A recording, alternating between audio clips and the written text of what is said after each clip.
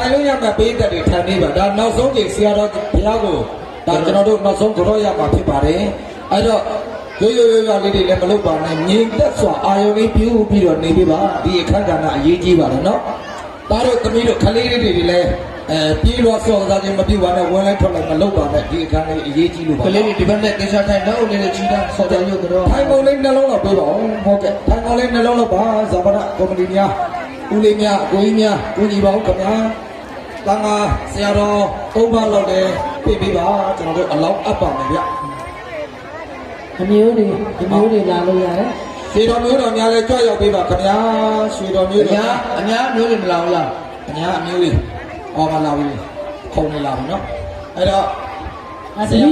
ဆရာတော်ရဲ့တပည့်တွေငိုချင်ပါလေဆိုတော့ဆရာတော်တွေကြွပါဆရာတော်တွေကြွလို့ရတယ်ဗျာနောက်ဆုံးတပည့်တွေပို့ပြီးတော့လက်ခံတင်တယ်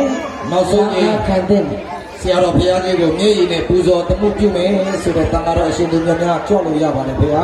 ဆရာတော်သုံးပါးမှမဟုတ်ဘယ်နှပါးကြွရပါတယ်ရပါတယ်ဟိုနေရာထိုင်နေနဲ့အစမပြေမှာကြောက်လို့ဟုတ်ပြီခလေးတိမနာခလေးတိမရပြီဟုတ်ပြီခလေးတွေဒီတားလို့တော့ဘယ်လိုထိမှဆိုးလို့ဟုတ်ပြီလေအဲ့လိုနေရာပြင်းတယ်ရနည်းနည်းဒီလိုဆောင်းအောင်လေးရအေးအဲ့လိုဆောင်းတော့ဟိုကညရအောင်လေလျှောက်ထားတယ်မင်းဆရာတော်သုံးပါးမင်းကပြောလျှောက်ထားတယ်ဆန္ဒဘုံဘုံကြီးဆရာတော်သုံးပါးကြောက်ပါဗျာလာမယ်ကြောက်မယ်ချိန်လေးရှိလို့လေဝိဒါမတော်ကမှလည်းနေပြီးတော့ပူပါရနော်ဒါ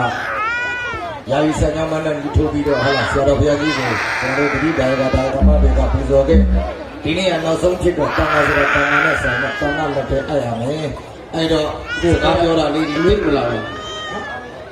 အမျိုးသားလေးကိုပြောပဲနဲ့ဆရာတော်ဘုရားကြီးကိုအာရုံပြုကြပါပေးဆရာတော်ရဲ့အမျိုးတွေတပည့်ရင်တကယ်အမျိုးတွေအများမျိုးတွေကြားရပေးပါနောက်ဆုံးအချိန်ဖြစ်တဲ့အတွက်အမတန်မှအရေးကြီးရနော်ဒီလိုရလာလေးရှင်းပြီးတော့ဆရာတော်တွေကြောက်အမရဲ့မငိုတဲ့